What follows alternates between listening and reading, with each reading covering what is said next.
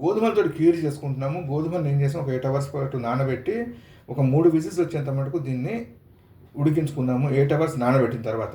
అలాగే 2 చెంచాల శనగపప్పుని దీంతో పాటు వేరుగా ఉడికించుకున్నాము, పక్కన పెట్టుకుందాం. ఇప్పుడు దీనికి కావాల్సిన పదార్థాలు, తయారీ విధానం చూద్దాం రండి.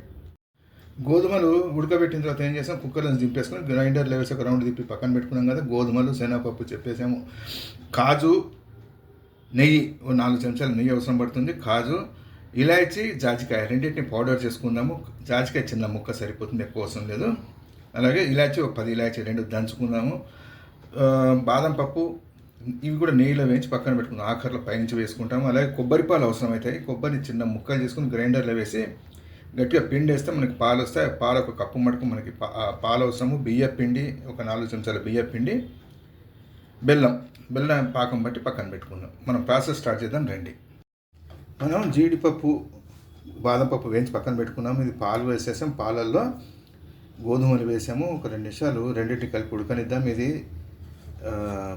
ఇలాచి దంచి పక్కన పెట్టుకున్నాం. రైట్. తర్వాత ఏం చేసాము, బెల్లం కరగబెట్టి పెట్టుకున్నాం కదా, దాన్ని వేసేసి ఒక్క 2-3 నిమిషాలు ఆగి ఏం చేసాం, కొబ్బరి పాలు వేసుకున్నాం. తీపి సరిపోయింది.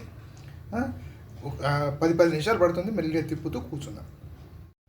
బెల్లపాకం గట్టిపడ్డది, అయిపోయింది, చిక్కబడిపోయింది. 10-15 నిమిషాలు మనం అడుగంటకుండా కలుపుతూ కూర్చున్నాము. ఇలాచీను, జాజికాయ పౌడర్ కూడా వేసేసాము. సువాసన బాగుందండి. మనం ఒక పని చేద్దాం, దింపేద్దామండి. జీడిపప్పును అవి వేసేసుకుందాం. ఇది మనకు పూర్తయినటువంటి గోధుమ పాయసం. మనం బియ్యపిండి చిక్కబడడం కోసం కలిపి పెట్టుకున్నాం. బియ్యపిండి అవసరం పడలేదు, చిక్కబడిపోయింది. ఒకటి చిక్కబడకపోతే కనుక బియ్యపిండిని ఆఖరిలో 2 నిమిషాల ముందు వేస్తే చిక్కబడుతుంది, దగ్గర పడుతుంది. రుచి చాలా బాగుంటుందండి. చెయ్యండి, తిని రుచి చూసిన తర్వాత ఎలా వచ్చిందో కామెంట్ చేయండి. మరో మంచి వంటతో మళ్ళా కలుద్దాం. థ్యాంక్స్.